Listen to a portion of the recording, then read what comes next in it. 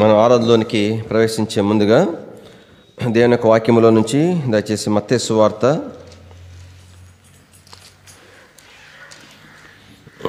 13వ అధ్యాయం. మత్తయి సువార్త 13వ అధ్యాయం 13 నుంచి 15 వచనాలు కలిసి ఉన్నాయి. అందరము కలిసి చదువుకుంటాం. మత్తయి సువార్త 13వ అధ్యాయము 13 నుంచి 15 వరకు అందరం కలిసి. ఇందు నిమిత్తము నేను ఉపమాన రీతిగా వారికి బోధించుచున్నాను.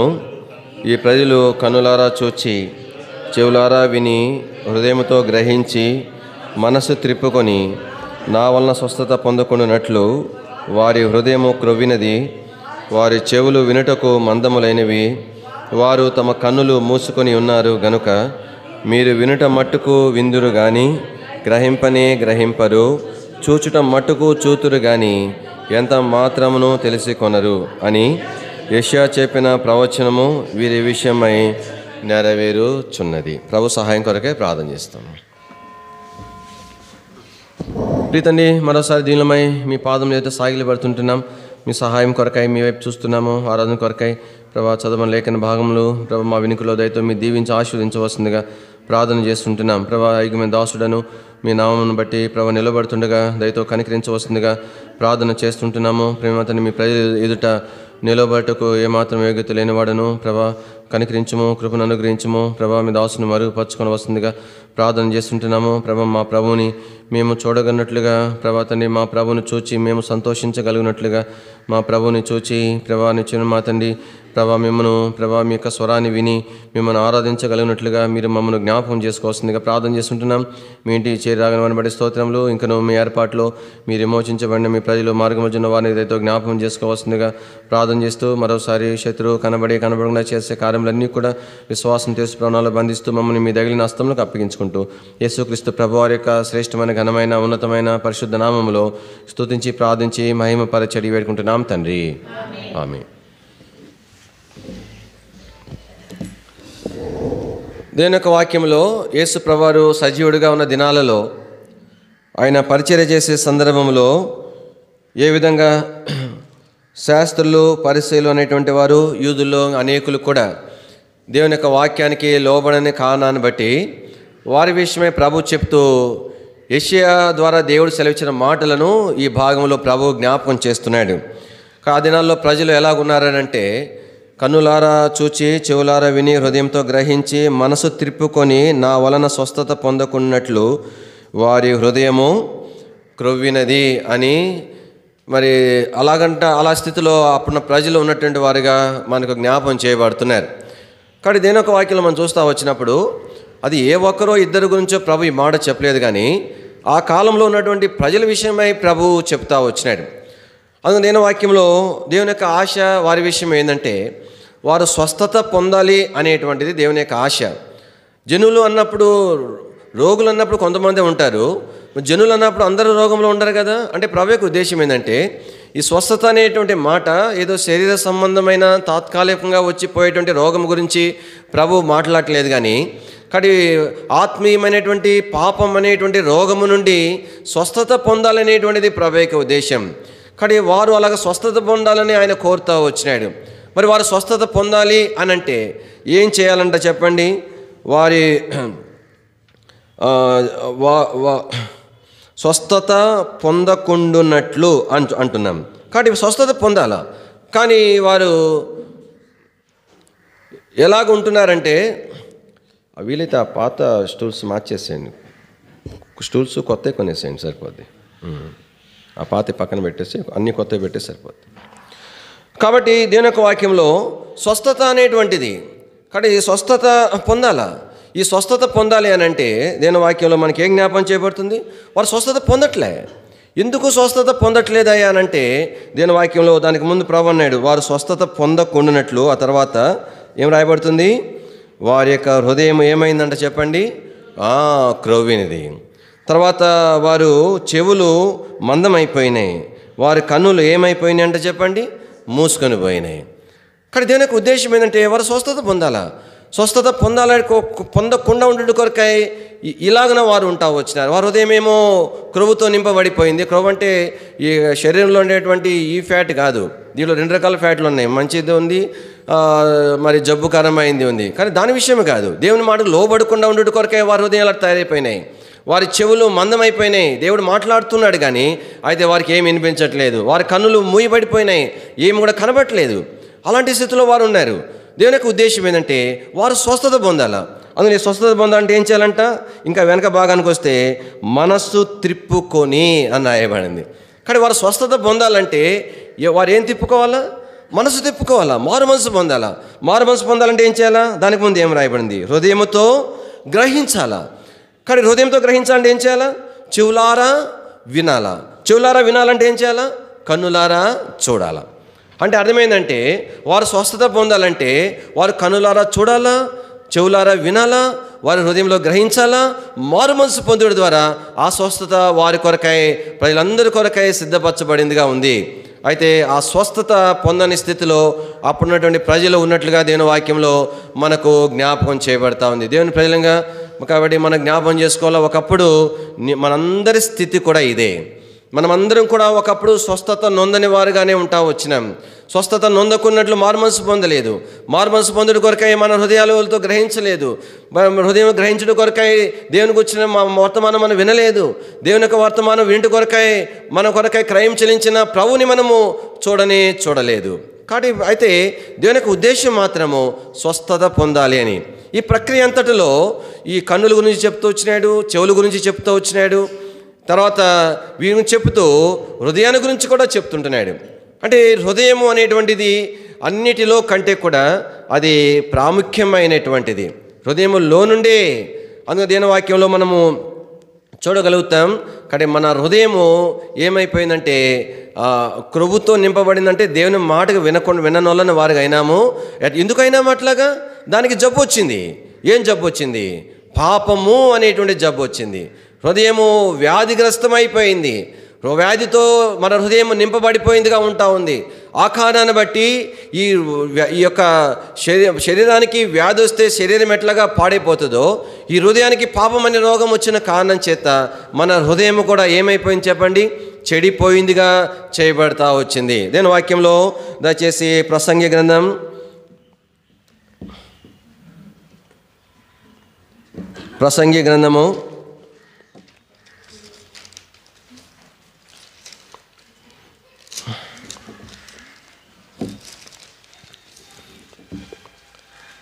9వ అధ్యాయం 3వ వచనం అందరం కలిసి చదువుకుంటాం. అందరికీ ఒకటే గతి సంభవించును, సూర్యుని కింద జరుగు వాటన్నిటిలో ఇది బహు దుఃఖకరము. మరియు నరుల హృదయము చెడుతనముతో నిండి ఉన్నది. వారు బ్రతుకు కాలమంతయు వారి హృదయము మందు వెర్రితనముండును. తర్వాత వారు మృతుల ఎద్దుకు పోదురు. ఇదియు దుఃఖకరం. కాబట్టి పాపం బట్టి మన హృదయం ఏమైపోయిందని చెప్పండి? చెడిపోయిందిగా ఉంది. కాబట్టి దీని వాక్యంలో మనం చూస్తూ వచ్చినాం, హృదయము చెడుతనముతో నిండి ఉన్నది అని రాయబడతా ఉంది. అంత మాత్రమే కాదు, నరుల హృదయం వారి బ్రతుకు కాలమంతయు వారి హృదయం మందు ఏముంటుందంట? వెర్రితనము ఉంటుంది. కాబట్టి ఎలాంటి స్థితి? దీని వాక్యంలో ఈ మాటలకు జ్ఞాపకం పెట్టుకోనండి. ఏమని నిండి ఉన్నది, హృదయము చెడుతనంతో నిండిపోయిందంట. తర్వాత ఈ హృదయంలో వెర్రితనము ఎప్పుడు ఉంటుందంట? బ్రతుకు కాలం అంతా ఉంటుందంట. ఇది మన యొక్క దుస్థితి. అందుకనే దేవుడు ఆకాశం నుండి నరులను చూచిన సందర్భంలో నోహు కాలంలో ప్రభు దేనిని చూచినాడు?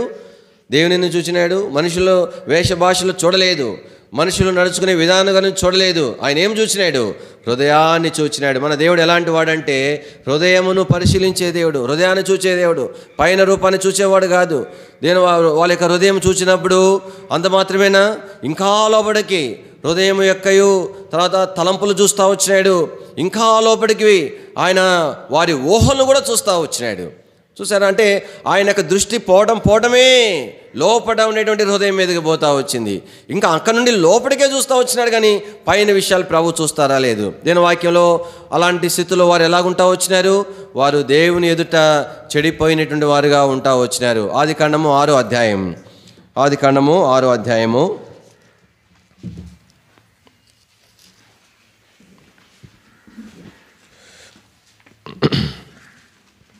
5వ వచనం అందరం కలిసి చదువుకుంటాం. ఆదికాండము 6:5 అందరం కలిసి. తాను నరుల చెడుతనము భూమి మీద గొప్పదనియు వారి హృదయంలోని ఊహ అంతయు ఎల్లప్పుడూ కేవలము చెడ్డది. కాబట్టి దేని వాక్యలో అక్కడేం చూసినాం, హృదయము చెడుతనంతో నిండిపోయిందని చూస్తూ వచ్చినాం. తర్వాత హృదయంలో వెరితన విషయం జీవితకాలం అంతా అది ఉండేదిగా ఉండదని చూస్తూ వచ్చినాం. ఇక్కడికి వచ్చేసరికి దేని వాక్యంలో నరుల చెడుతనం ఎలా ఉందంట చెప్పండి, దేవుని ఎదుట గొప్పదిగా ఉంటా వచ్చిందంట. గొప్పదనియు తర్వాత హృదయం యొక్క తలంపులో ఊహ అంతా ఎల్లప్పుడూ అనే మాట చూస్తూ ఉంటున్నాం. కేవలం అంటే అంటే అర్థమైంది, ఏ మాత్రం కూడా మంచి లేనంతగా చెడిపోయింది. మరి మంచిగా లేదా, ఉన్నది అది కూడా ప్రయోజనం లేకుండా అయిపోయింది, అది అన్నమాట. కాబట్టి దేని యొక్క వాక్యంలో కానీ ఒకప్పుడు మనం ఎలాంటి స్థితిలో ఉన్నటువంటి వారం అంటే కాబట్టి చెడిపోయినటువంటి హృదయము కలిగినటువంటి వారం. అది మాత్రమే కాదు, మన హృదయానికి ఉన్నటువంటి మరొక లక్షణం ఏంటంటే మన హృదయము కఠినమైనటువంటి హృదయం. కఠిన హృదయం. బైబిల్లో అలా కఠిన హృదయం అన్న ఒక మనుషుడు ఉన్నాడు. ఎవరు ఆయన చెప్పండి? ఫరో కదా, ఫరో. తర్వాత సౌలు కూడా అట్లాంటోడే. ఎన్నోసార్లు మరి దాదాపు రకరకాల తెగుళ్ళు వస్తూ ఉన్నాయి, దేవుడు పంపిస్తూ ఉన్నాడు, ఉగ్రత పంపిస్తూ ఉన్నాడు. అవన్నీ చూసిన సందర్భంలో ఏం చేయబడతా వచ్చింది మరి, అరే ఇది దేవుని కార్యమే, ఎందుకంటే నా యొక్క శకునగాండ ద్వారా కానీ లేదంటే మంత్రగాళ్ళ ద్వారా కానీ దీన్ని ఆపలేకపోతున్నాను, ఇలాంటిది నేను చేయలేకపోతున్నాను అని చెప్పి ఏమి తీర్మానం చేసుకున్నాడు, నేను తన దేవుని ప్రజలను పంపించి వేస్తానని తీర్మానం చేసుకున్నాడు. తీర్మానం చేసుకుని మళ్ళీ ఏం చేసుకున్నాడు, మరి కొంత ఉపశమనం కలగంగానే మళ్ళీ హృదయాన్ని ఏం చేసుకున్నాడు, మళ్ళా కఠినపరుచుకున్నాడు. మళ్ళా చేసేది కఠినపరుచుకునేది. చివరికి దానివల్ల ఏమైంది చెప్పండి, దేశమంతా సర్వనాశనం అయిపోయింది. సౌలు విషయం అని చూస్తాం. సౌలు ఎంత బాగా పశ్చాత్తాపడేవాడు, అయ్యా నాయనా దావీదా నువ్వా అయ్యా అనేది. మళ్ళీ పోయిన తర్వాత మళ్ళీ ఎట్ట చంపాలని ఆలోచన చేసేది. కాబట్టి కఠినమైన హృదయాలు ఎలాంటివి అంటే ఒకప్పుడు ప్రభువుని ఎరక ముందు మన హృదయాలు ఎలాంటివి కఠినమైనటువంటి హృదయాలు. మన హృదయాన్ని కఠినపరుచుకుంటా వచ్చినాం. దీని వాక్యంలో రోమీయులకు రాసిన పత్రిక 2వ అధ్యాయం, అపోస్తలుడైన పౌలు రోమా సంఘానికి రాసిన పత్రిక 2వ అధ్యాయము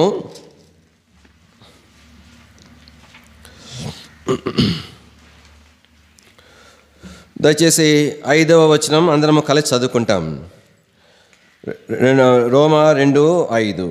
నీ కాఠిన్యమును మార్పు పొందని నీ హృదయమును అనుసరించి ఉగ్రత దినమందు అనగా దేవుని న్యాయమైన తీర్పు బయలుపరచబడ దినమందు నీకు నీవే ఉగ్రతను సమకూర్చుకొనుచున్నావు. ఎలాంటి వారమంట, కాఠిన్యము, కఠినమైనటువంటిది, మార్పు పొందని హృదయం.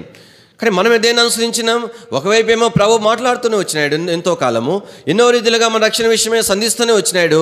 ఒకవైపు ఏమో హృదయం ఏమో కఠినమవుతా వచ్చింది. ఇప్పుడు మనం చివరికి ఈ 2 విభాగాలలో దేని వైపు మనం మొగ్గినాము, దేవుని ప్రేరేపణ వైపు మొగ్గలేదు. చివరికి ఆ ప్రేరేపణ పక్కన పెట్టేసి మన హృదయం ఎట్లా చెప్తే అట్లా నడుచుకుంటా వచ్చినాం. మారనే హృదయాన్ని అనుసరించి మారిన వారుగా ఉంటా వచ్చినాం. కఠినమైన హృదయాన్ని అనుసరించి మళ్ళీ మనము కఠినపరుచుకుంటా వచ్చినాం. ఒకటి చెడిన హృదయములు కలిగినటువంటి వారం, రెండవది కఠినమైనటువంటి హృదయములను కలిగినటువంటి వారం. దాని కొరకే ఎంత కాలము నీ కొరకై నా కొరకై మన ప్రభువు వేచి ఉన్నాడు, వేచి ఉండి రక్షించినాడు. దేని వాక్యంలో అందుకనే ప్రభు సెలవించినాడు, నశించిన దానిని వెదకి రక్షించటానికి ప్రభువు యేసుక్రీస్తు వారు ఈ లోకానికి వచ్చినాడు. కానీ మనం ప్రభువుని వెదకలేదు, ఆయనే వెతికి మన ఎదుగు వచ్చినాడు. రావటం మాత్రమే కాదు, మన కొరకై ఆయన వేచి ఉండి అనేక సార్లు దర్శించి మనల్ని రక్షించిన వాడుగా ప్రభువుని మనం చూస్తూ ఉంటున్నాం. తర్వాత మూడవదిగా మరొక లక్షణం గురించి జ్ఞాపం చేసుకుని ముందుకు వెళ్ళడానికి ప్రయత్నం చేస్తాం. ఈ యొక్క హృదయం కన్నా మూడో లక్షణం ఏంటంటే మోసకరమైన హృదయం. కాబట్టి మన హృదయం ఏం చేస్తే మనల్ని ఎవడు మోసం చేయాల్సిన అవసరం లే. ఎవరు మోసం చేస్తారు చెప్పండి, మన హృదయమే మనల్ని మోసం చేస్తుంది. ఎన్ని బలహీనతలు ఉంటాయో, ఎన్ని పాపాలు ఉంటాయో, ఎన్ని తప్పిదాలు ఉంటాయో ఏమని చెప్తుంది హృదయము, నీకంటే మంచోడు లేడు, మరి నీకంటే మంచి ఆమె లేదు అని హృదయం చెప్తుంది. ఇంకా హృదయం ఏం చెప్తుందో తెలుసా, ఆయన కంటే నువ్వు మంచోడివి, ఈమె కంటే నువ్వు మంచోడివి అని చెప్తుంది.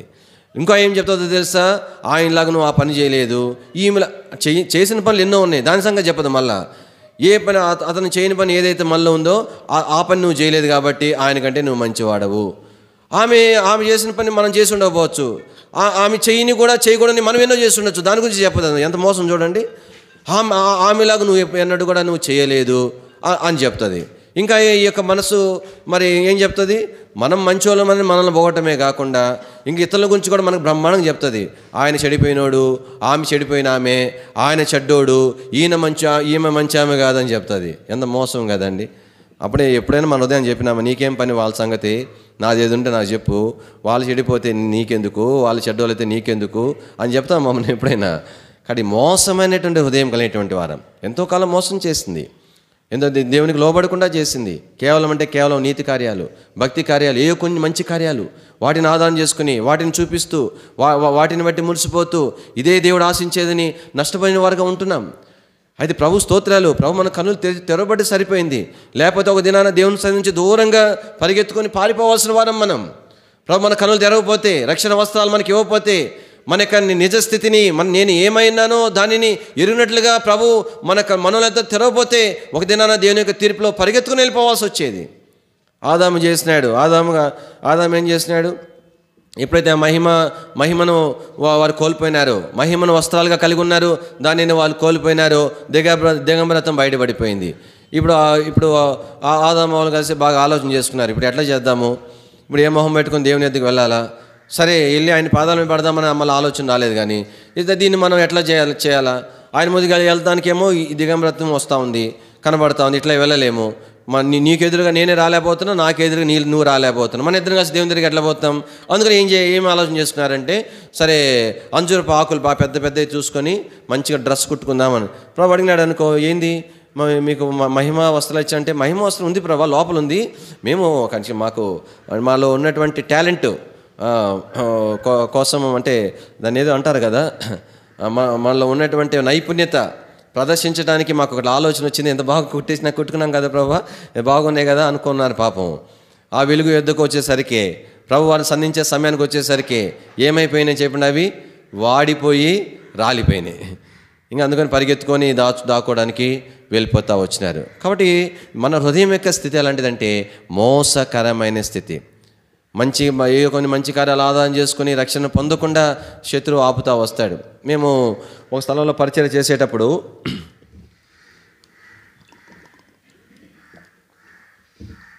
చాలామంది రైతులు యేసుప్రభు అంటే చాలా ఇష్టం.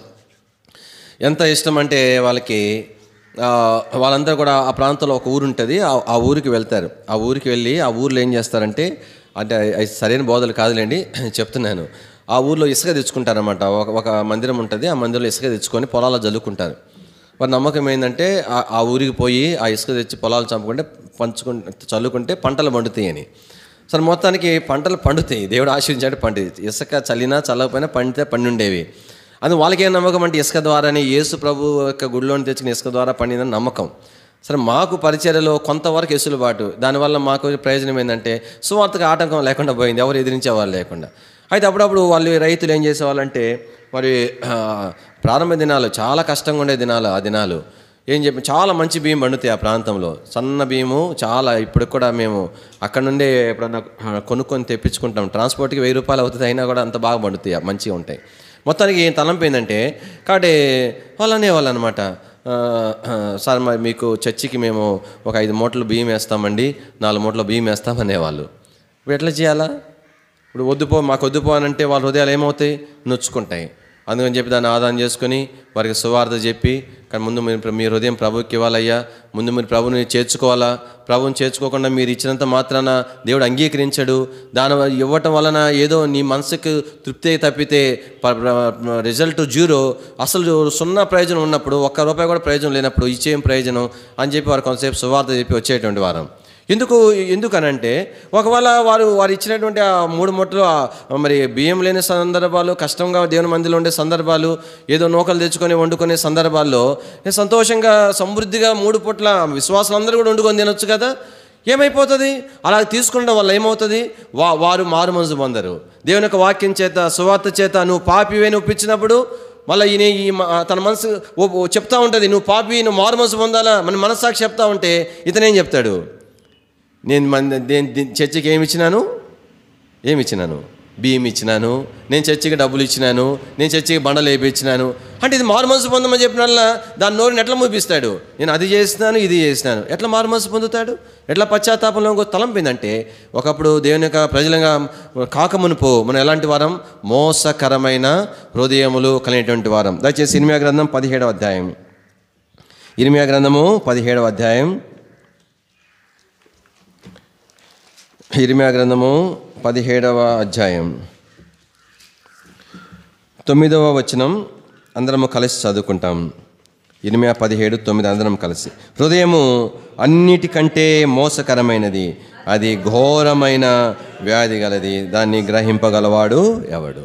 కాబట్టి అందుకని ప్రభు సన్నిధిలో మన ఆరాధనకి వెళ్ళక మునుపు ఒకప్పుడు ఎలాంటి స్థితిలో మనం ఉన్నటువంటి వారం? మన హృదయము దేవునికి లోబడకుండా దేన్ని బట్టి అయిపోయింది? ఒకటి పాపం బట్టి చెడిపోయిందిగా ఉంది. రెండవదిగా మన హృదయం అనేటువంటిది మరి కఠినమైనటువంటి మార్పు చెందిన హృదయంగా ఉంటా వచ్చింది. దానిని బట్టి దేవునికి మనం ఎంతో కాలం దేవుని వాక్యం లోబడుకుంటా వచ్చినాం. అందుమాదిరి కాదు, మన హృదయము మోసకరమైన హృదయం. ఇక్కడ ఆ హృదయం చేత మోసగించబడిన కారణాన్ని బట్టే దేవుని యొక్క ఆత్మ కార్యములు జరగలేదు ఎంతో కాలం. నేను పాపిననే గ్రహింపులోనికి మనం ఎంతో కాలము రాలేకపోతా వచ్చితేమి. అది ప్రభు స్తోత్రాలు. అలాంటి స్థితిలో నిన్ను నన్ను ప్రభు ఏం చేసినాడు? తనను జ్ఞాపకం చేసుకున్నాడు, మనల్ని దర్శించినాడు. తన యొక్క అపారమైనటువంటి కనికరను బట్టి కానీ మనల్ని మార్చడానికి ఆయన ఎంతో గొప్ప క్రయమును మన కొరకై చెల్లించినాడు. వాస్తవానికి ఈ యొక్క భాగం ఏదైతే మత్తయి సువార్త 13వ అధ్యాయం చదువుకున్న భాగం, మనకు యెషయా గ్రంథంలో అదే భాగం మనకు జ్ఞాపకం చేయబడుతుంది. యెషయా గ్రంథము 9వ అధ్యాయం.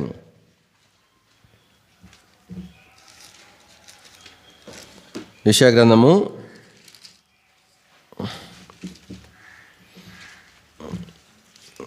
6వ అధ్యాయం. మన మత్తయి సువార్తలో చదువుకున్న భాగము 9-10 వచనాల్లో రాయబడి ఉంటుంది. ఇప్పుడు మన చదవము కానీ ఇదే అధ్యాయంలో చివరి వచనం 13వ వచనం నేను చదువుతాను, గమనించండి. దానిలో 10వ భాగం మాత్రం ఏడవబడినను, అదేను నాశనమగును. సింధూర మస్తకి వృక్షములు నరకబడిన తర్వాత అది మిగిలి ఉండి మొద్దు వలె నుండును. అట్టి మొద్దు నుండి పరిశుద్ధమైన చిగురు పుట్టును. కాబట్టి ఇశ్రాయేలు ప్రజల స్థితి అన్నమాట. వారు దేవునికి లోబడకుండా, తమ హృదయాలు దేవునికి అప్పగించకుండా, తన చెవులు దేవుని వాక్యానికి అప్పగించకుండా, తమ కనులు తెరిచి తమ నిజస్థితిని చూడలేకుండా, దేవుని యొక్క స్వరూపాన్ని చూడలేకుండా వారు ఎంతగా నశించిపోయినారంటే, ఇలాంటి చెడిపోయిన హృదయము, ఇలాంటి కఠినమైన హృదయం, ఇలాంటి మోసకరమైన హృదయము వారు కలిగి ఉండి ఎట్లాగ అయిపోయినారంటే సంపూర్ణంగా సమూలంగా ఆత్మీయంగా నాశనం అయిపోయినారు. సమూలంగా అంటే ఒక చెట్టు కనుక ఆ కొమ్మలన్నీ కొట్టేసి, చెట్టు పూర్తిగా కొట్టేసి మొద్దు ఒకటి మిగిలిపోతే ఎట్లా అయిపోయిందో వారి జీవితాలు అట్లాగే అయిపోయినాయి. ఇంకా ఆ చెట్టు సంపూర్ణంగా తొలగించి వేయబడింది. అది మళ్ళా చిగురిస్తుంది అనేటువంటిది ఆస్కారం లేదు. అయినా కూడా అది ఒక ఆశీర్వాదకరమైన మరి సంగతి ఏంటంటే, ఆశ్చర్యమైనటువంటి మరొక సంగతి ఏంటంటే, ఆ మొద్దులకి ఏమొచ్చిందని చెప్పండి? చిగురు పుట్టుకొని వచ్చింది. ఆ చిగురే ప్రభువైన యేసు క్రీస్తు వారు. ఇక్కడ ఆ మొద్దు ఏర్లు లోపలికి ఉన్నాయి కాబట్టి చెట్టు అంతా కొట్టేసిన దాదాపుగా ఇక మొద్దు కూడా ఎండిపోయే దశలో ఉన్నప్పటికీ కూడా కొంత పచ్చి ఉన్న కారణాన్ని బట్టి చిగురు పుట్టుకొని వచ్చింది. దేవునికి స్తోత్రాలు. కాబట్టి పాపభూయితమైనటువంటి స్థితి చేత, పాపం యొక్క హృదయం యొక్క స్థితి చేత నశించిపోయిన మన కొరకాయ ప్రభు యేసుక్రీస్తు వారి లోకానికి వచ్చినాడు. మన హృదయం గురించి యేసు ప్రభు వారు చెప్తా వచ్చినాడు. ఏం చెప్పినాడని? మన హృదయం ఎలాంటిదంట? పాపమునకు నిలయం. అందుమాత్రమేనా? పాపము ఉత్పత్తి కేంద్రం. అందుమాత్రమేనా? మన హృదయం ఎలాంటిది? పాపమును రవాణా చేసేటువంటి, అంటే విస్తరింపజేసేటువంటి సాధనం. ఇప్పుడు మనం చదవం కానీ మార్కు సువార్త 7వ అధ్యాయం 21లో ప్రభు అన్నాడు, లోపల నుండి అని కింద లిస్ట్ అంతా ఇస్తూ చివరిలో ఏమన్నాడు? ఈ చెడ్డవన్నీ లోపల నుండి, అంటే మానవుని హృదయము లోపల నుండి, అనగా మానవుని హృదయములో నుండి అని 21వ వచనం రాయబడి ఉంటుంది. కింద భాగానికి వచ్చేసరికి ఈ చెడ్డవన్నీ లోపల నుండి బయలు వెళ్ళి మనిషిని అపవిత్రం చేస్తూ వచ్చినాయి. అలాంటి స్థితిలో ఉన్న మనలను ప్రభు జ్ఞాపం చేసుకొని మన హృదయములో ఆయన సువార్త మానము ద్వారా ఆయన ప్రకాశించుట కొరకై ఆయనే చిగురుగా ఈ లోకానికి వచ్చినాడు. అందుకని ఆ చిగురు కొన్నటువంటి మరొక ప్రత్యేకత ఇక్కడ మన జ్ఞాపం చేయబడింది. ఏమి చిగురు అంటే? ఆ చిగురు చెప్పండి. పరిశుద్ధమైన చిగురు. అంటే అర్థం ఏంటి? నిన్ను నన్ను విమోచించడానికి లోకానికి వచ్చిన వాడు ఒకే ఒక ఆయన, ప్రభువైన యేసుక్రీస్తు వారు మాత్రమే. ఏం కారణమంటే ఆయన మాత్రమే పరిశుద్ధుడు. దేవుని వాక్యం సెలవిస్తుంది, ప్రభువా నీవు మాత్రము పవిత్రుడవు, నీకు భయపడని వాడెవడు, నిన్ను మహిమపరచని వాడెవడని ప్రకటన గ్రంథంలో రాయబడి ఉంటుంది. ఆయన మాత్రమే పవిత్రుడు. కాబట్టి ప్రభువు స్తోత్రాలు. నన్ను నీ యొక్క నా యొక్క హృదయ స్థితిని మార్చడానికి ప్రభువైన యేసుక్రీస్తు వారు ఆయన చిగురుగా వచ్చినాడు. చిగురు అనేటువంటిది వాస్తవానికి మొద్దుకుంటుంది. ఆ చిగురు ఎదుగుదలకు అవసరమైనంత కూడా ఆ వేరుల నుంచి మొద్దు ద్వారా దానికి అవసరమైన ఆహారం సరఫరా చేయబడుతుంది.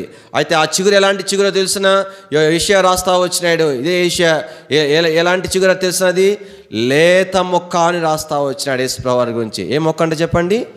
లేత మొక్క. చిన్న భూమిలోని మొలిచిన చిన్న మొక్క. అంటే చిన్న మొక్క అది సజీవంగా ఉండాలి అనంటే, ఆ చిన్న మొక్క ఎదగాలి అనంటే ఆ మొక్కకి ఏం అవసరం చెప్పండి? తడి మట్టి అవసరం, నీరు అవసరం. నీరు పోస్తేనే ఆ మొక్క ఆ యొక్క మట్టిలో నుంచి తనకు అవసరమైన ఆహారాన్ని అది సిద్ధం చేసుకుంటుంది అన్నమాట. కానీ పెద్ద చెట్లకు నీళ్ళు పోయిపోయినా అవి ఎండిపోవు. ఏం కారణం అంటే వాటికి వేరు లోపలికి ఉంటుంది కాబట్టి పైనుండి వర్షం పడినా పడకపోయినా, మనం పైన నీరు పోసినా పోయిపోయినా, లోపల ఉన్నటువంటి నీరుని తీసుకొని చెట్టు బ్రతికిపోతుంది. అయితే లేత మొక్క అట్లా కాదు. లేత మొక్క దానికి వర్షం ద్వారానో మనం పోయట ద్వారానో నీరు లేకపోతే ఆహారం సిద్ధపరచుకోలేదు. ఆహారం లేకపోతే చెట్టు ఏమైపోతుంది? క్రమేణా వాడిపోవడం ప్రారంభమవుతుంది. చిన్నగా ఆ మొక్క వంగిపోవడం ప్రారంభమవుతుంది. వాడిపోయి ఎండిపోయి చచ్చిపోతుంది. అందుకని దేని వాక్యంలో ప్రభువైన యేసుక్రీస్తు వారు లేత మొక్కగా ఎక్కడున్నాడంట? ఎండిన నేలలో లేత మొక్క. ఏ మాత్రం కూడా చుక్క నీళ్ళు లేంచాట ఒక లేత మొక్క ఉంటే దానికి ఆహారం లేక, ఆహారం సిద్ధపరచుకోలేక, తను బ్రతకటానికి అనుకూలమైన వాతావరణం లేక ఎంతగా విలవెల్లాడిపోద్దో, అల్లాడిపోద్దో, క్రమంగా నీరసించిపోయి మరి వంగిపోయి వాడిపోయి ఎండిపోతుందో అంత శ్రమ యేసు ప్రభువారు నీ కొరకు నా కొరకు భూమి మీద ఆయన అనుభవించినాడు. దీని వాక్యంలో యెషయా గ్రంథము 53వ అధ్యాయం 53వ అధ్యాయం చదవండి. అక్కడ 2వ వచనం. లేత మొక్క వలెను, ఎండిన భూమిలో మొలిచిన మొక్క వలెను అతడు ఆయన ఎదుట పెరిగెను. కాబట్టి దేనికి వాక్యంలో మనకు జ్ఞాపం చేయబడుతుంది. యెషయా గ్రంథంలో మరి 6వ అధ్యాయంలో కనబడినటువంటి ఆ చిగురు 53వ అధ్యాయంలో లేత మొక్కగా మనకు జ్ఞాపం చేయబడి, ఎంత వేదన, ఎంత శ్రమ యేసు ప్రభువు వారు పొందినాడో మన జ్ఞాపం. ఎందుకోసమని? మన పాప హృదయాన్ని మార్చివేయటానికి, ఈ హృదయము ఆరాధనా హృదయంగా చేయటానికి, సాతానుకున్న స్థానంలో ఆయన సింహాసనాసనుడై కూర్చోటానికి, ఆయనను ప్రేమించేవారుగా చేయబట్టడానికి ఆ ప్రభువైన యేసుక్రీస్తు వారు ఎండిన నేలలో, అందుకనే చక్కగా అన్నాడు, లేత మొక్క వలెను, ఎండిన భూమిలో మొలిచిన మొక్క వలెను. మొలవటానికే మొలిచింది, అయితే ఆ నేల ఎండిపోయింది. ఎంత బాధ! ప్రభువైన యేసుక్రీస్తు వారు నీ కొరకై నా కొరకై భూమి మీద ఆయన శ్రమ అనుభవించినాడు. ఈ 3 విధాలైనటువంటి శ్రమ. అంటే లేత మొక్క ఎలాగైతే అల్లాడిపోతుందో, తట్టుకోలేదంతా బాధపడుతుందో, అలాంటి బాధ 3 సందర్భాలు, అనేక సందర్భాలు చూడగలుగుతాం. అది 3 ఎక్కడ కూడా యేసు కన్నీరు విడిచునని రాయబడి ఉంటుంది, కానీ ఈ బైబిల్ గ్రంథంలో ఎక్కడ కూడా యేసు నవ్వెను సంతోషించునని ఎక్కడ కూడా మనకు రాయబడదు. ఆ విషయం మనం ప్రక్కన పెడితే, మొదటి శ్రమ ప్రభువైన యేసుక్రీస్తు వారు భూమి మీద పాపభూయిష్టమైన ప్రజల మధ్యలో, శాస్త్రులు పరిసయ్యులు అనే వారి మధ్యలో, అనేకలు మరి వారి మధ్యలో యేసు ప్రభువు వారు అనుభవించిన శ్రమలు మనకు జ్ఞాపం చేస్తూ ఉన్నాయి. కాబట్టి అంతా ఎరిగినవాడు, అంతా చూచినవాడు, కానీ అందరి పాపములు కూడా తేటగా చూచినవాడు. ఆయన నివసించడానికి భూమి, దేవుని పిల్లలు నివసించడానికే భూమి అనేటువంటిది యోగ్యమైనది కాదని రాయబడింది. అలాంటిది పరిశుద్ధుడైన దేవుడు ఎలాగ జీవించినాడు, ఎంత కష్టపడ్డాడో మనకైతే అర్థం కాదు. ఎంత బాధపడ్డాడు. జీవించడానికి అనుకూలమైనది కాదు, యేసు ప్రభు జీవించడానికి అనుకూలమైనది కాదు ఈ లోకం. అందుకే దీని యొక్క వాక్యంలో మొట్టమొదటిగా ఆయన పొందిన బాధ మనం ఎక్కడ చూస్తామంటే, భూమి మీద ప్రభువైన యేసుక్రీస్తు వారు ఆయన అంటే నేను దీన్ని ఎట్లా జ్ఞాపం చేస్తానంటే, ఇప్పుడు ఉదాహరణకు పాత దినాలలో పూరీలు ఉండేవి, బయట పొయ్యి ఉండేది. ఈ పొయ్యి ఎప్పుడప్పుడు ఏమైపోయేదంటే, వర్షాకాలమో తడిసో లేదంటే ఊదురు గట్టంతో ఓపోతేనో ఆరిపోతుంది. ఆరిపోయిన తర్వాత ఏమవుతుందో మీకు మరి కనిపెట్టాలి. అది పొగ వస్తుంది. ఎట్లా పొగ వస్తుంది అంటే ఇంకా అది ఆ పొగ అంతా ఇంట్లోకి వస్తుంది. ఇంట్లో ఇప్పుడు ఇళ్ళల్లో కిటికీలు వెంటిలేషన్ ఏమి ఉండవు. ఏదో ఒక చిన్న తడికలకి కిటికీ ఒకటి ఉంటుంది. అలా కొన్ని ఇళ్ళలో అది కూడా ఉండదు. ఎందుకంటే మూసేసుకోవడానికి ఉండదు కాబట్టి ఏదైనా దొంగతనాలు చదువుతుంటే అది కూడా పెట్టుకోరు. ఇంకా చూడండి, ఇంకా పొగ వస్తుంది. ఇంకా ఎట్లుంటుందో తెలిసిన పొగ ఉంటే మీకు తెలియదులేండి, మీకు తెలిసి ఉండొచ్చేమో నాకు తెలియదు. ఎంత అంటే ఊపిరి ఆడదనమాట, లోపల ఉండలేము. సరే కొంచెం పొగ వచ్చినప్పుడు ఉందాంలే, ఏదైనా పని ఉండి అన్నం తింటాను ఉన్నప్పటికి కూడా ఒకసారి అన్నం తినేటప్పుడు కూడా తినేదా కూడా ఉండలేము. తట్టుకోలేక పరిగెత్తుకొని బయటకు వచ్చి అని గట్టిగా గాలి పీల్చుకోవాల్సి వస్తుంది. అంటే అర్థమైందంటే నేను ఎందుకు చెప్తున్నానంటే, అట్లా అంటే జీవించడానికి అనుకూలమైన స్థలంలో, అనుకూలం కాని స్థలంలో జీవించడం కష్టం. అయినా అలాంటి పరిస్థితుల్లో జీవించడానికి ఆయన నీ కొరకు నా కొరకు ఈ లోకానికి వచ్చినాడు. తర్వాత ఆయన ప్రభు ఎక్కడ వేదన అనుభవించినాడు? గెత్సెమనేటువంటి తోటలో ఆయన వేదన అనుభవించినాడు, బాధ అనుభవించినాడు.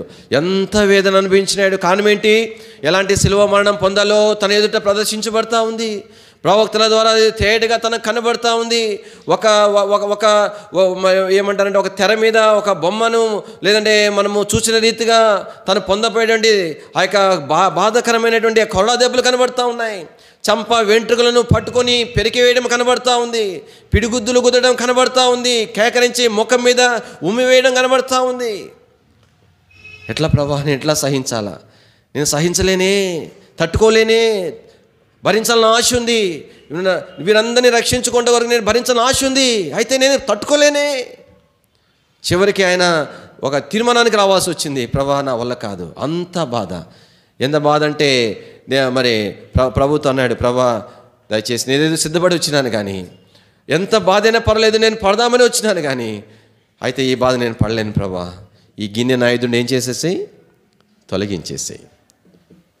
ఎందుకు తొలగించాలి ప్రభు? తండ్రి అని, నా కుమారుడా నువ్వే కదా వెళ్ళావు, ఇష్టపూర్వకంగా వెళ్ళావు, ఆ పాత్రలో నేను తాగుతాను ప్రభు అని వెళ్ళావు కదా. ఇప్పుడు చివరికి ఆ పాత్ర తాగే సమయానికి వచ్చేసరికి ఎందుకు నేను త్రాగనంటున్నావు? కారణం ఏంటంటే ఇష్టం లేక కాదు, భరించలేనంత బాధ. తర్వాత ప్రభు చిత్తానికి అప్పగించుకున్నాను అనుకోండి, ఎంత వేదన అనుభవించాడో మనం చూడం, కానీ ఆరాధనలో ప్రవేశించాలా? దేని వాక్యంలో ఆ వేదనను బట్టి నరాలు చిట్లిపోయినాయి. స్వేద రంధ్రాల్లో నుంచి రక్తం బయటికి రావడం ప్రారంభమైంది. ఎంత వేదన యేసుప్రభువు అనుభవించినాడు. కాదు, ఎండిన భూమిలో ఏం కారణం? మన యొక్క పాప హృదయాన్ని మార్చడానికి. మూడవదిగా ప్రభు వేదన పొందిన స్థలం ఏదో తెలిసిన, కాబట్టి ప్రభు పొందేటువంటి ఆ శ్రమ, వేదన అందరూ చూస్తూ వచ్చినారు.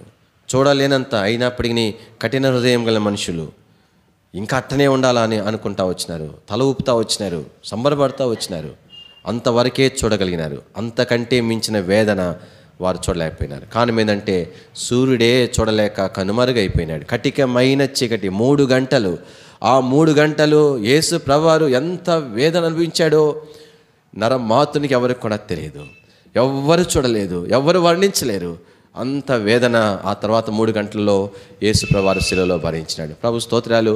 ప్రభువుని మనం ఆరాధించ వెళ్ళే ముందు, ప్రభా నేను ఎలాంటి చెడిపోయిన స్థితిలో ఉన్నాను, ఎంత శ్రేష్టమైన ఆధిక్యతను తీసుకొచ్చిన కొరకు, ఎంత క్రైము శిలువలో నా కొరకు చెల్లించినావని మనం ప్రభుని ఆరాధించవలసిన వారికి ఉంటున్నాం. కానీ ప్రభువులను రక్షించి ఎలాంటి ఆశీర్వాదకర అనుభవం తీసుకొచ్చినాడు?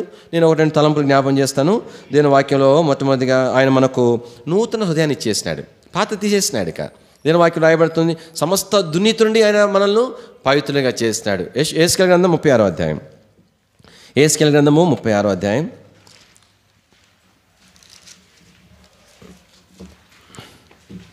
26వ వచనం అందరం కలిసి చదువుకుంటాం. 36, 26 అందరం కలిసి. నూతన హృదయము మీకు ఇచ్చేదను, నూతన స్వభావము మీకు కలుగజేసేదను, రాతి గుండె మీలో నుండి తీసివేసి మాంసపు గుండెని మీకు ఇచ్చేదను. కాబట్టి దేని వాక్యంలో ప్రభు అంటున్నాడు, నూతన హృదయము. ప్రభు స్తోత్రాలు. ప్రభువును రక్షించి అంత గొప్ప క్రైము మన కొరకు చెల్లించడం, అంత వేదన ప్రభు అనుభవించడం ద్వారా దాని ఫలముగా ఏం పొందినామని చెప్పండి? ఎంత గొప్ప రక్షణను పొందినాం. దాంట్లో భాగముగా ప్రభు మనకి ఏమి ఇచ్చినాడు? నూతన హృదయాన్ని ఇచ్చినాడు. రెండవది ప్రభు ఏమి ఇచ్చినాడు? నూతన హృదయమే కాదు, ఆ హృదయంలో ఏం కూడా ఇచ్చినాడు? సంతోషాన్ని ఇచ్చినాడు. దావీదు అన్నాడు కదా, ఒకని ధాన్య ద్రాక్ష రసములు విస్తరించిన నాటి సంతోషము కంటే అధికమైన సంతోషము నీవు నా హృదయంలో పుట్టించినావు. రైతుకు సంతోషం ఏంటంటే అప్పుడు దాకా భయం అనమాట. ఆ పంట వస్తుందో తెలియదు, రాదో తెలియదు. పోయినసారి 30 బస్తాల బండి, ఈసారి 20 బండితో తెలియదు, 15 బండితో తెలియదు. తెగులు వస్తుందో తెలియదు, వర్షాలు పడతాయో తెలియదు, పడవో తెలియదు. తీర పండిన తర్వాత వరదలు వచ్చి కొట్టుకుపోతుందో తెలియదు.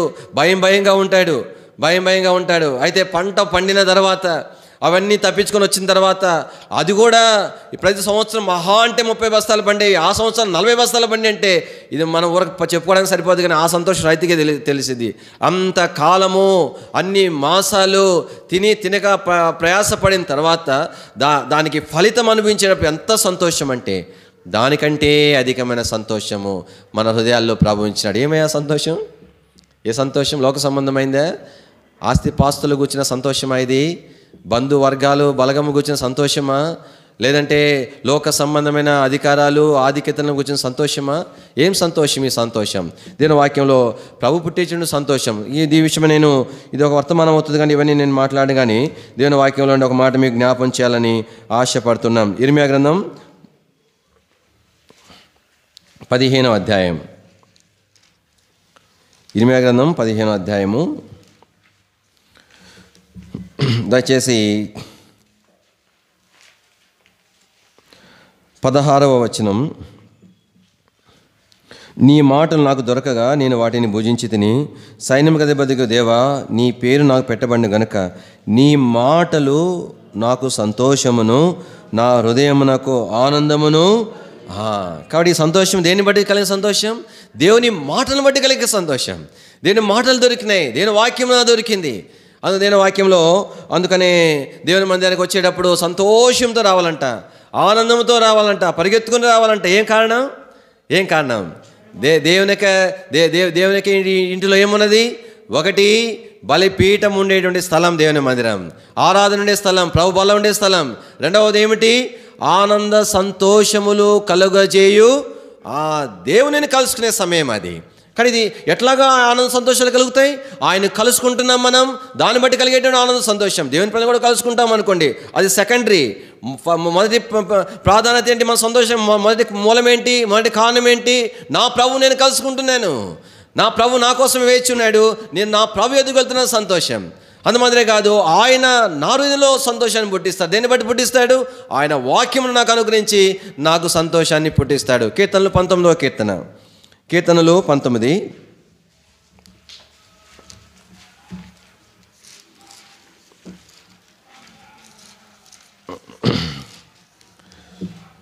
దయచేసి 8వ వచనం అందరం కలిసి చదువుకుంటాం. 19వ కీర్తన 8వ వచనం అందరం కలిసి.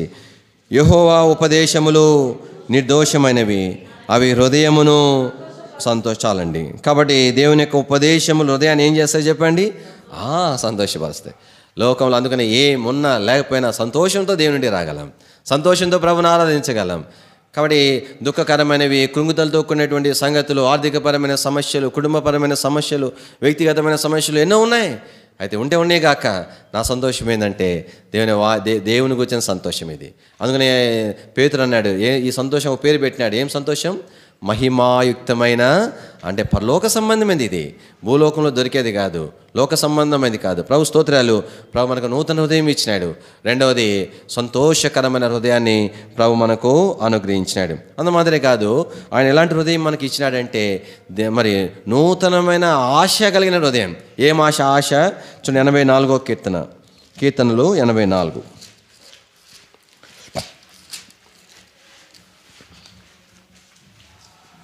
84వ కీర్తన 2వ వచనం అందరం కలిసి చదువుకుంటాం. యెహోవా మందిర ఆవరణములను చూడవలనని నా ప్రాణం ఎంతో ఆశపడుచున్నది, అది సొమ్మసిల్చున్నది. జీవముగల దేవుని దర్శించుటకు నా హృదయమును నా శరీరమును ఆనందముతో కేకలు వేచినది. ఎంత పరివర్తన అండి, ఎంత సంతోషం. ఒకవైపు ఇదే హృదయం ఎలాంటి హృదయం? చెడిపోయిన హృదయము, మోసకరమైన హృదయము. కాబట్టి ఇలాంటి హృదయం ఎలాగైపోయింది? ఎంత సంతోషకరం! దేవుని మాటలు కూర్చున్న సంతోషంతో నింపబడిపోతూ ఉంది. ఈ హృదయము నూతనమైనటువంటి హృదయంగా కనబడుతూ ఉంది. ఎంత సంతోషం అంటే దేవుని మందిర ఆవరణాలు అంటే స్పెషల్ మీటింగో, స్పెషల్ వర్తమానికుడో, స్పెషల్ స్పీకరో, మన ప్రత్యేకమైన వర్తమానమో అదో ఇదో కూడా కాదంట. కేవలం అంటే కేవలం మందిర ఆవరణాలు. మందిర ఆవరణాలు ఏమో మంచి గార్డెన్ ఏమనుందే, అయినా దేవుని మందిర ఆవరణాలు చూడాలనంట ఏం రాయబడింది?